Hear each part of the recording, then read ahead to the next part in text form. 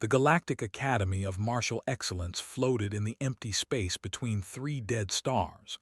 It was old. Some said it was older than most civilizations. Its halls were built from black stone that absorbed light, and its towers reached up like fingers trying to grab the universe itself. Every year, young warriors from across the galaxy came here to learn. They came from rich worlds and poor worlds. They came with gifts that humans could not imagine. Some could bend light. Some could lift mountains. Some were born with blades already growing from their bodies. And then there was.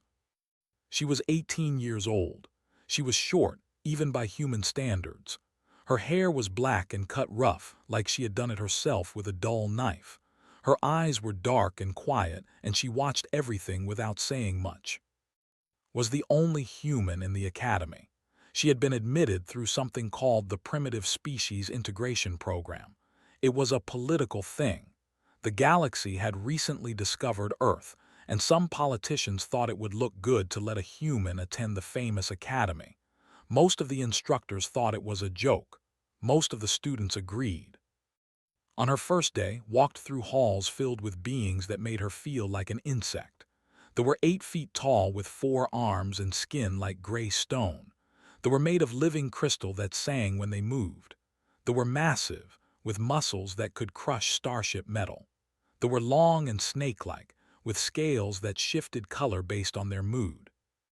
Was small and soft and breakable.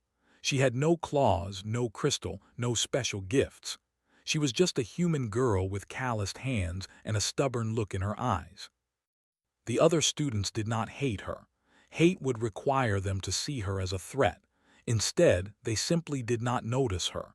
She was background noise. She was furniture. She was the thing that did not belong but was too small to bother removing. Did not complain. She went to her classes. She sat in the back. She watched and listened and said nothing. On the 30th day of the term, everything changed. Instructor entered the combat training hall. He was old, very old. His gray skin had turned almost white with age, and 2 of his 4 arms moved slower than the others. But his eyes were sharp, and when he spoke, the room went silent. Had been a warrior for 400 years. He had killed more enemies than most species had members. He had trained champions and kings and legends. And now he looked at his class of 40 students with something that might have been boredom. The first trial, he said. His voice was deep and rough like rocks grinding together. You will forge your own weapon. You have 3 lunar cycles, 90 days. The students stirred with excitement. This was what they had been waiting for. The first trial was famous. It was the moment when a warrior showed not just their strength, but their culture, their creativity, their soul. The Academy will provide resources, continued. Plasma forges, quantum metals, crystal cultivation chambers, nanoweave alloys.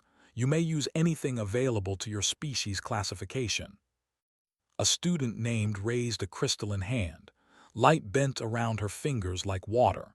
Instructor, what are the evaluation criteria? Combat effectiveness, cultural significance, technical sophistication. His eyes swept across the room and stopped just for a moment on creativity. The class ended, and students rushed toward the fabrication halls. Watched them go. Was already growing a blade from her own crystalline body, pulling it out of her arm like a flower blooming.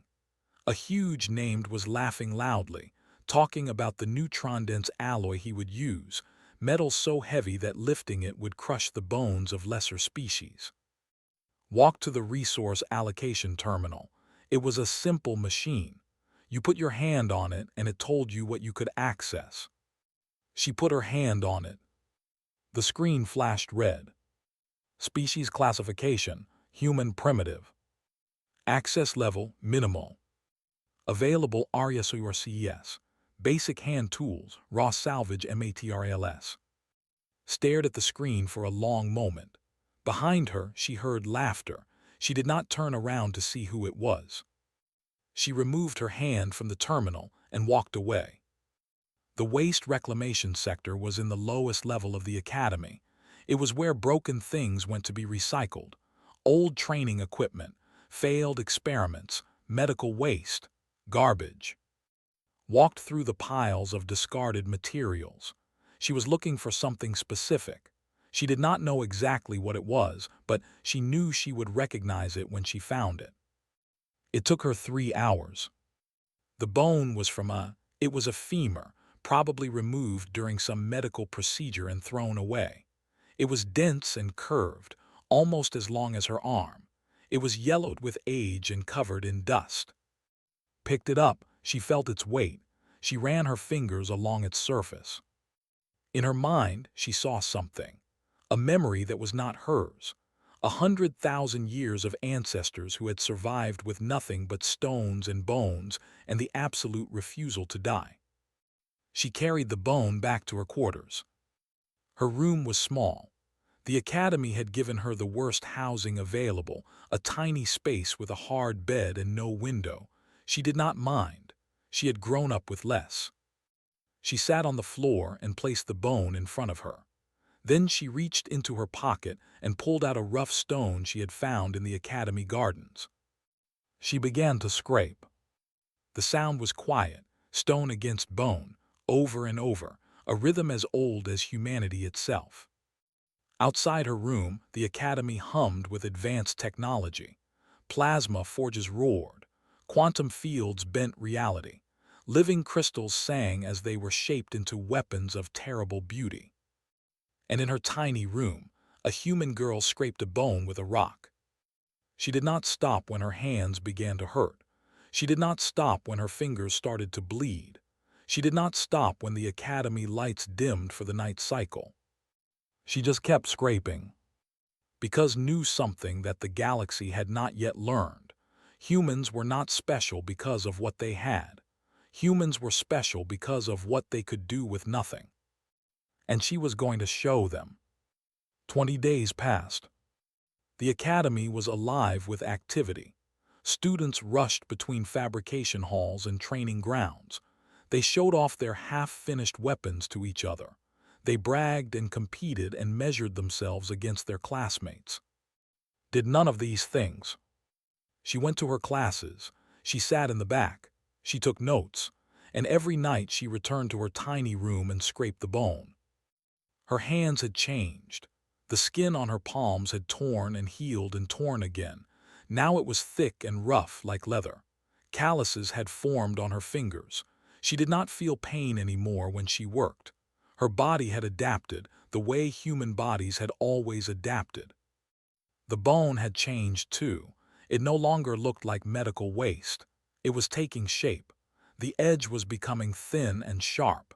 The handle was becoming smooth. It was starting to look like what it was meant to be. A blade. The other students had noticed what she was doing. At first they had ignored her. Then they had become curious. Now they were laughing. "Look at the human," said one day in the dining hall. He was surrounded by his friends, other large species who found his jokes funny. "She is making a weapon from garbage. Maybe she will poke someone with it and give them an infection." His friends laughed, kept eating. She did not look up.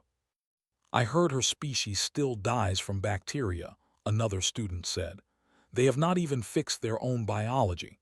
How did they get into the academy?" "Politics," said. "The politicians wanted to feel good about themselves, so they let in a primitive. It is like bringing a pet to a warrior school." Finished her food. She stood up. She walked past their table without looking at them. "Hey, human," called after her. "When the trial comes, maybe you can use your bone to pick your teeth. That is all it will be good for." Kept walking. She did not respond. She did not react. But she remembered. That night she scraped harder. On the 25th day, someone knocked on her door. Opened it and found standing outside. But she was different from the others. She was quieter, smaller. Her crystal body was a pale blue color that pulsed softly when she was nervous. She was nervous now. "Can I come in?" asked. Stepped aside. Entered the tiny room and looked around. Her crystal eyes fell on the bone and the rough stone, and the small pile of white dust on the floor.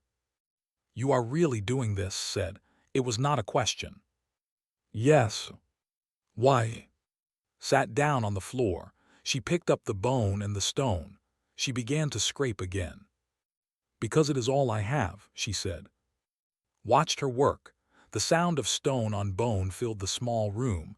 It was a strange sound, primitive, ancient. It made feel something she could not name. "You know you cannot win," said softly.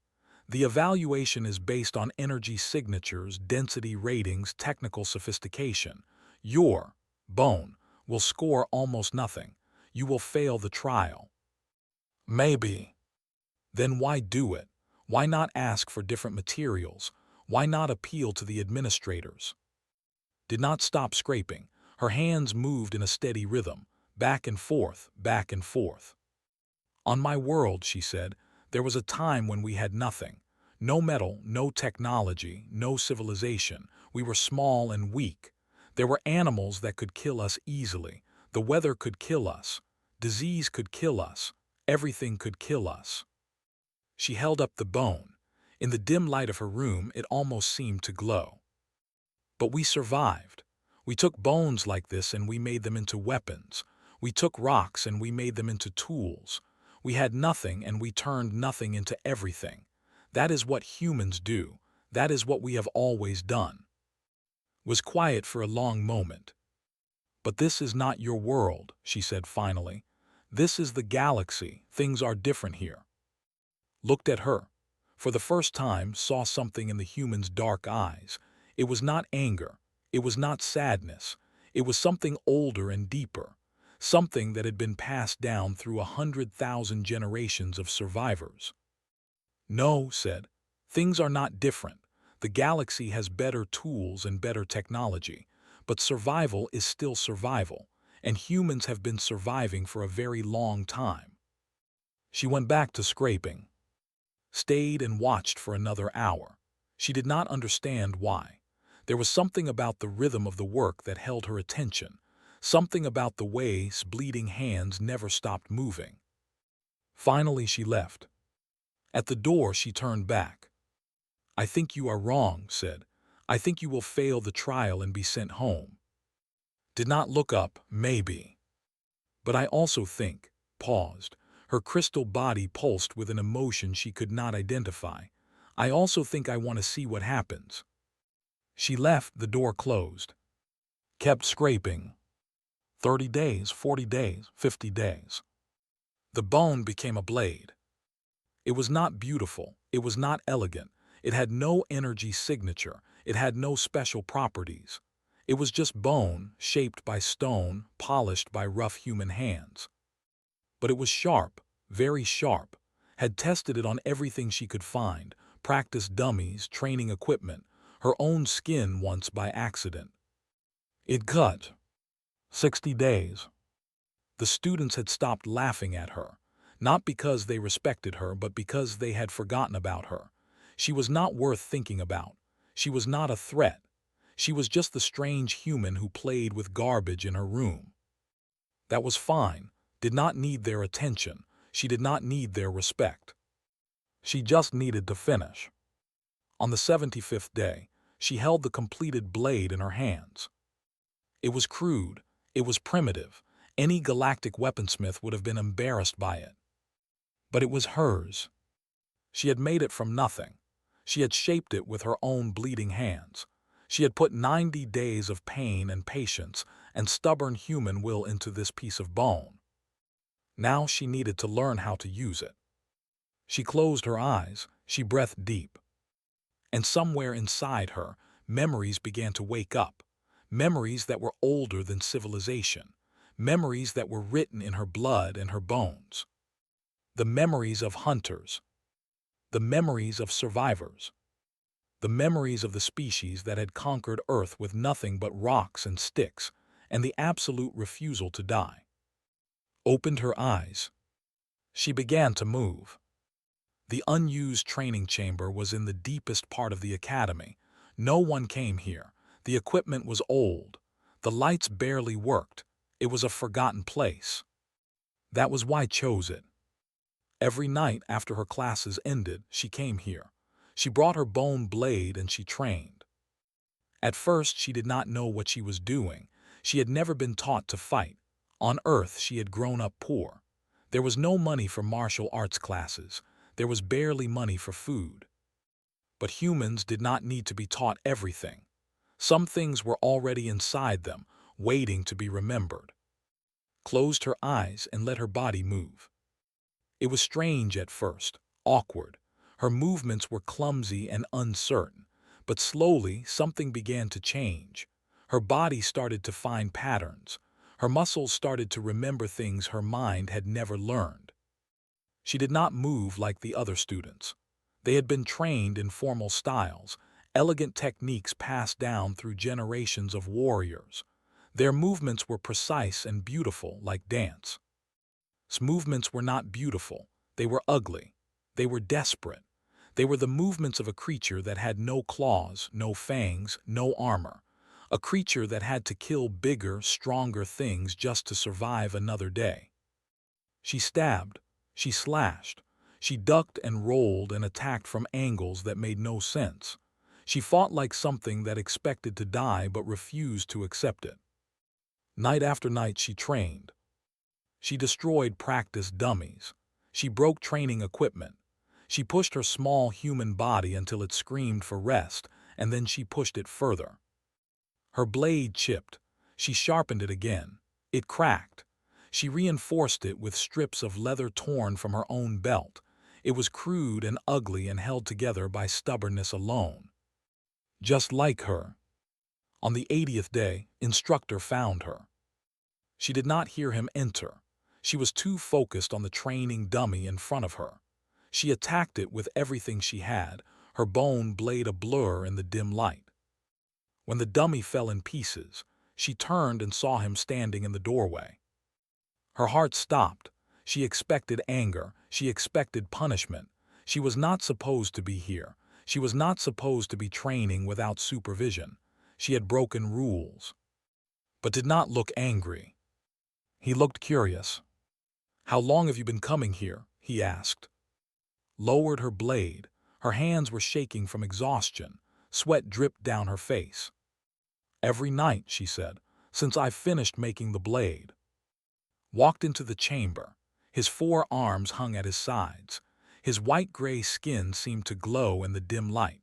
He was old, older than most civilizations, but he moved like a predator. "Show me," he said. Did not ask what he meant. She turned to another practice dummy. She breathed deep. She let her mind go quiet. Then she moved. It was not a demonstration. It was not a performance. It was survival, pure and raw and ancient. She attacked the dummy like it was trying to kill her, like her life depended on destroying it before it could destroy her. She moved in ways that no academy training had taught. She used her elbows, her knees, her teeth. She used the blade and her bare hands and everything in between. She fought like a cornered animal, desperate and vicious, and absolutely unwilling to die. When she finished, the dummy was destroyed. Pieces of it were scattered across the floor. Stood in the middle of the destruction, breathing hard. Her blade was in her hand. Her eyes were wild. And then she noticed something. Had moved. The old instructor had taken a step backward. One of his 4 hands had moved to the weapon at his hip. His body was tense, ready for combat. He was afraid. No, not afraid, something else, something more primitive. His survival instincts had activated. His body had recognized as a threat before his mind could catch up. Realized what had happened. He forced his body to relax. He took his hand off his weapon, but his eyes stayed fixed on the small human girl with the bone blade. "Where did you learn that?" he asked. His voice was different now. There was something new in it, something that might have been respect. Looked at the blade in her hand. It was just bone, just a piece of garbage she had shaped with a rock. It should not have scared anyone. But it had scared a warrior who had lived for 400 years. "I did not learn it," she said. "I remembered it." Was quiet for a long time. He looked at like he was seeing her for the first time, like he was seeing her species for the first time. "Your people," he said slowly. "You were prey once, were you not?"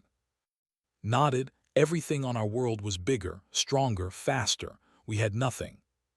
But you survived." "We did more than survive," held up her blade. "We won. We became the top predator on our planet, not because we were the strongest, because we never stopped, because we learned to use everything, because we refused to die." Stared at her. In 400 years, he had trained students from 100 different species. He had seen every kind of warrior, strong ones, fast ones, gifted ones. He had never seen anything like this. This small, soft, breakable human girl, with her piece of garbage and her bleeding hands and her ancient, desperate way of fighting. She was not the best student in his class. She was not even close. But she was something else. She was a survivor, and survivors were dangerous. Survivors were unpredictable. Survivors did not fight fair because fair was a concept invented by species that could afford to lose. Humans could not afford to lose. They never had, so they had learned to win in other ways. Made a decision. "The trial is in 10 days, he said. "Come to my private training room tomorrow morning, early." Blinked. "Why?" "Because I want to see how far you can go." The old turned and walked toward the door. At the doorway, he stopped. "And because I have been alive for 400 years, and I have never met a species that fights like it has nothing to lose." He left. Stood alone in the destroyed training chamber. Her bone blade felt heavy in her hand. Tomorrow she would train with a legend. Tonight she would rest.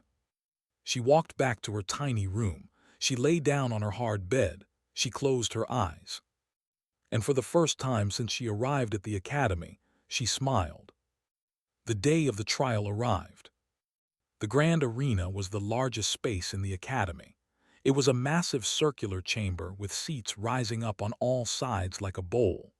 The ceiling was made of transparent material, showing the dead stars that surrounded the academy.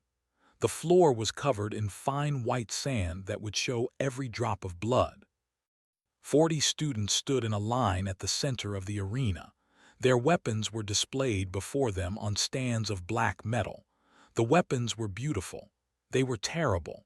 They were the products of 90 days of work with the best materials in the galaxy. Plasma blades hummed with contained energy. Crystal swords sang with internal light. Neutron hammers sat heavy enough to bend the stands beneath them. Living metal whips coiled like sleeping snakes. And at the end of the line, on a simple wooden stand, sat a blade made of bone. The seats above were filled with important people. Masters from 12 different species sat in the evaluation committee. Politicians had come to watch. Military leaders wanted to see the next generation of warriors. And in a small section reserved for diplomatic observers, a human woman sat alone. Her name was, she was 63 years old. Her hair was gray and her face was lined with age. She was the human ambassador to the Galactic Council, one of the first humans to ever hold such a position. She had requested permission to attend the trial. She had heard about the human student. She wanted to see what would happen. Instructor stepped forward to address the arena. "The first trial will now begin," he announced. "Each student will demonstrate their weapon. The evaluation committee will score based on combat effectiveness, cultural significance, technical sophistication, and creativity. Let us begin." One by one, the students showed their weapons. Went first. Her crystal blade was part of her own body, grown from her arm over 90 days. When she moved, light bent around her in beautiful patterns. Energy readings showed incredible power contained in delicate form. The committee nodded with approval. Her score flashed on the display, 94th percentile. Was next. His neutron hammer was so heavy that he was the only one who could lift it. When he struck the testing platform, the impact could be felt in the seats above. The density reading was off the charts. His score, 91st percentile. Student after student demonstrated their weapons. The scores ranged from the 70s to the 90s. Every weapon was impressive. Every weapon was the product of advanced technology and natural gifts. Then it was turn. She walked to the center of the arena. She was so small compared to the others. Her bone blade looked like a toy next to the weapons that had come before. Laughter rippled through the audience. Even some of the committee members looked amused. Energy signature, a judge asked. He did not hide the contempt in his voice. A technician scanned the blade. None, sir. More laughter. Density rating. Organic calcium composite, approximately 3.2 on the Moravian scale. The laughter grew louder. A 3.2 was pathetic. Children's training weapons rated higher. Some of the students were openly mocking her now. Combat demonstration, instructor announced. The laughter stopped. Something in his voice made everyone pay attention. A combat drone rose from the floor. It was a level 3 model, the same level that had been used for all the other students. It was equipped with padding and safety limiters, but it was still fast and strong. Face the drone. She held her bone blade loose in her hand. The drone attacked. What happened next made no sense to the audience.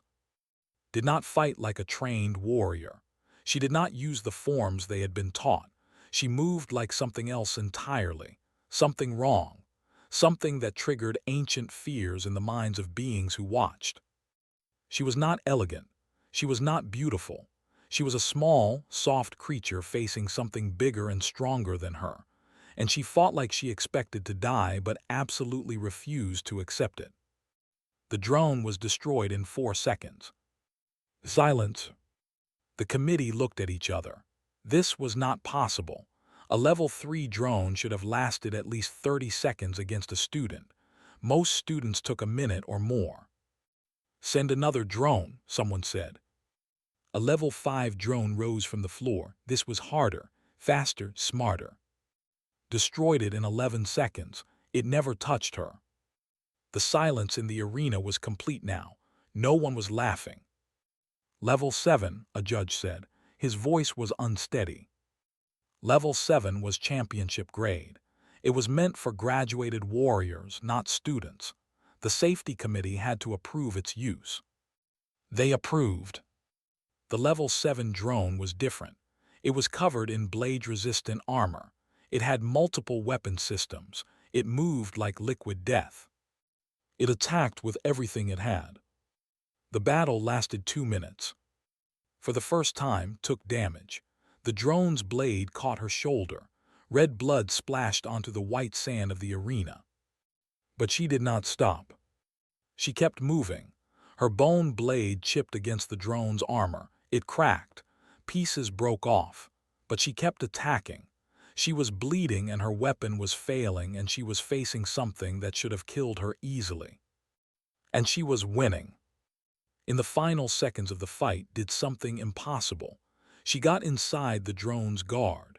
She found a gap in its armor. She drove her cracked, broken bone blade into that gap. The drone fell. Stood over it. Blood dripped from her shoulder onto the white sand. Her blade was ruined, barely holding together. Her hands were raw and bleeding. But she was standing, and the drone was not. The arena was silent. Evaluation, a judge demanded. His voice cracked. The computer processed for a long time. Numbers scrolled across displays. Algorithms tried to make sense of what they had just witnessed. Finally, the results appeared. Combat efficacy, 97th percentile. Adaptability index, unmeasurable, no existing parameters. Lethality coefficient, EXCEDS scale. And then a final line in red text. Recommend reclassification of human species threat assessment. No one spoke. In the diplomatic section, Ambassador wiped tears from her old eyes.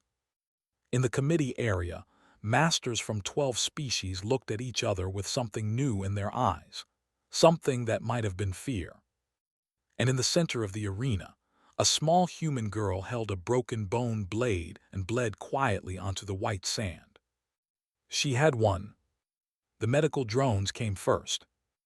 They floated down from the ceiling and surrounded. They scanned her wound. They applied healing gel and bandages. The cut on her shoulder was deep but not dangerous. She would have a scar. She did not care about the scar. She stood in the center of the arena and waited. The white sand was stained red with her blood. Her bone blade hung loose in her hand, cracked and broken but still there. Still hers. The other students stared at her. Their beautiful, powerful weapons suddenly seemed less impressive.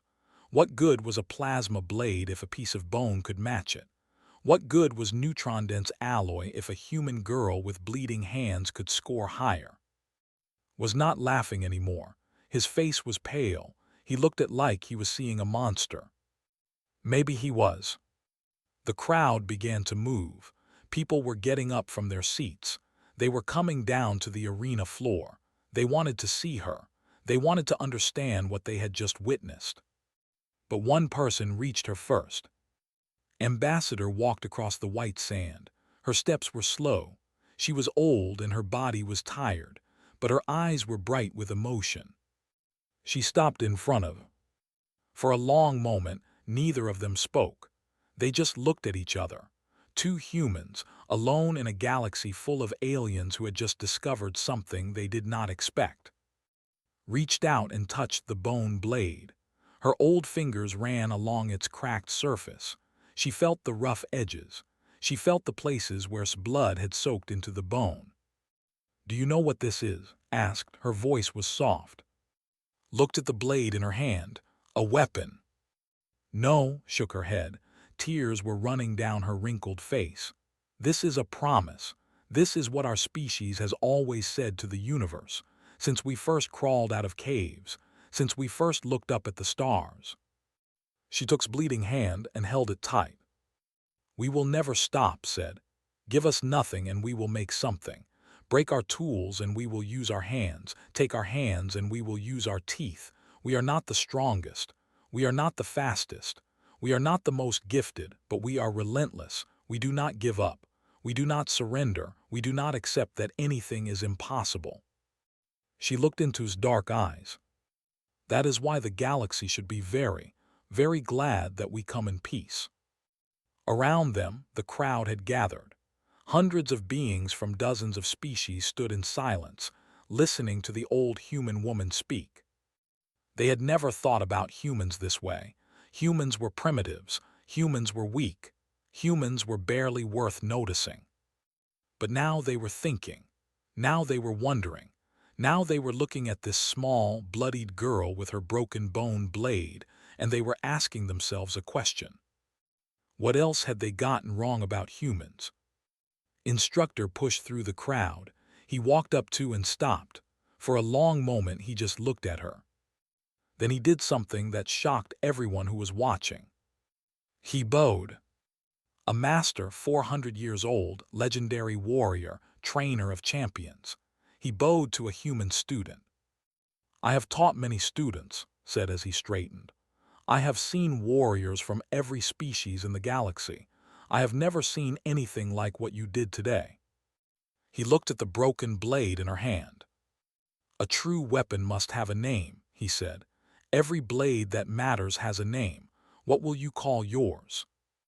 Looked at the bone in her hand. She thought about the 90 days she had spent making it. She thought about the nights of scraping, the bleeding hands, the pain and exhaustion. She thought about all the students who had laughed at her, all the instructors who had ignored her, all the people who had thought she was nothing. She thought about her ancestors, the humans who had survived ice ages and predators and diseases, the humans who had conquered their world with nothing but rocks and sticks, the humans who had refused to die when everything in the universe said they should. She thought about Earth, about the billions of humans who were going about their lives right now, not knowing that one of their own had just changed how the galaxy saw their species. She thought about the future, about the other humans who would come after her, who would face the same doubts, the same mockery, the same belief that they were too small, too weak, too primitive. She wanted them to know the truth. She looked up at, she looked at the crowd of aliens surrounding her.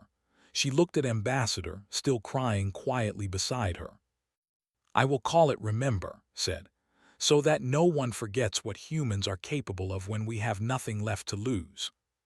The name spread through the crowd like fire. Remember. They would remember this day. They would remember this girl. They would remember what a human could do with a piece of bone and 90 days of stubborn refusal to accept defeat. Pushed through the crowd, the quiet girl who had visited in her room so many weeks ago, her crystal body was pulsing with emotion. "I said you would fail," said, "I was wrong." Smiled, it was a small smile, tired and pained, but it was real. "You were not wrong," she said. "You just did not understand humans yet." The crowd began to thin. Medical personnel wanted to take for proper treatment. Committee members wanted to discuss her results. Politicians wanted to understand what this meant for galactic relations. But before left the arena, she stopped one more time. She looked up at the transparent ceiling, at the dead stars hanging in the void, at the endless black universe that stretched out forever. Humanity was small. Humanity was young. Humanity had just arrived on the galactic stage. But today, they had shown what they were made of. Not technology, not power, not special gifts. Just bone and blood, and the absolute refusal to give up. Held her broken blade close to her chest. "Remember," she thought, "remember what we can do. Remember what we have always done. Remember that we are the species that refuse to die." She walked out of the arena. Behind her, the white sand was stained with human blood. And the galaxy would never look at humanity the same way again. Weeks later, in bars and meeting halls across 1,000 worlds, beings would tell the story. They would talk about the human girl who had forged a blade from garbage. They would talk about how she had beaten drones that should have destroyed her. They would talk about the look in her eyes when she fought. And they would ask each other, in quiet voices, a question that had never occurred to them before. If humans can do this with nothing, what could they do with everything? It was a question that would keep many species awake at night. And somewhere on Earth, a girl was being born. A boy was learning to walk. A child was looking up at the stars for the first time.